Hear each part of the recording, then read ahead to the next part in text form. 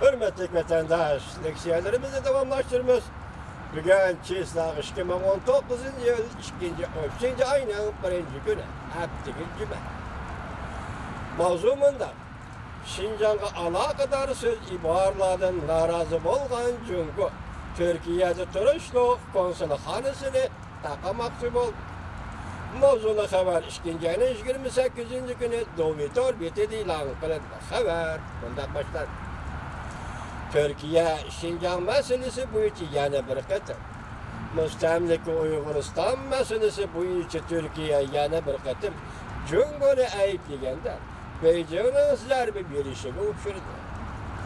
İki devletning aslida jiddiyleşib turgan munosabatlari texmo yomonlish qarab yuzlandi.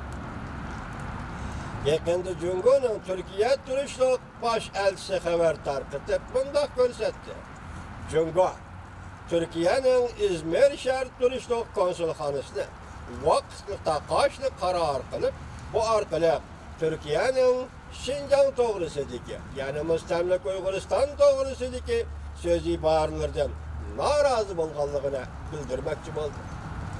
Shu yer vaqti 2. ayning 26. günü Jungo'ning Türkiye turishliq bosh elchixonasi torbita orqali xabar tarqatib, Jungo'ning chet elde turishliq konsulxonasini umumiy tartib selish, o'rinlashtirishiga asosan Jungo taraf 2019 yıl 2. ayının 28. gününden başlap Türkiye'nin İzmir şehirde turishliq konsulxonasini vaqtli taqoshni qaror qildi.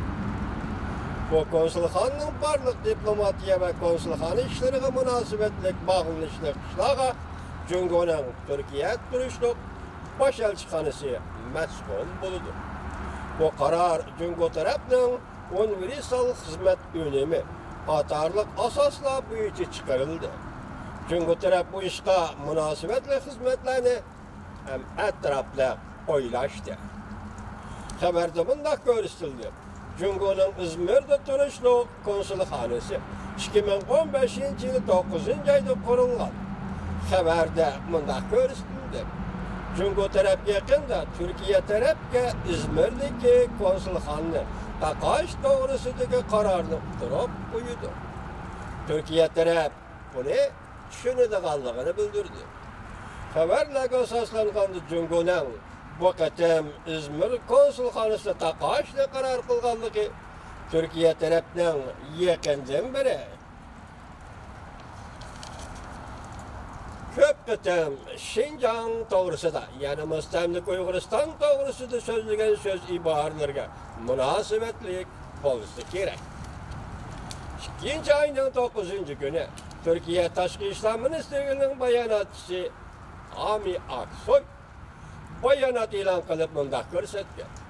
Milliondan ortiq Uyg'urlarni Jungo hukumatining qo'lga olib, yig'ilish lageriga nazarband qilib, jismoniy jihatda azoblab, mingisini yuyayotganligi endi maxfiyatlik bo'lmay qoldi. Bu yana bundoq ko'rsatdi. Voqealarning taraqqiyoti nazarband qilinmagan Uyg'urlarning ham qattiq bosimga duch kelib, chet elda yashayotgan Uyg'urlar Şinjandagi urug' tuqqanlardan hech qanday xabar ololmadi. Türkiye Tashqi ishlar ministrligining bayonotchisi negizlik kishilik huquqni hurmat qilib, jazo lagerini taqoshni talab qilib, xalqaro jamiyat va Birlashgan Davlatlar Tashkiloti kotibi Guterresning harakat qo'llanib, Şinjanda yuz berayotgan insonparvarlikka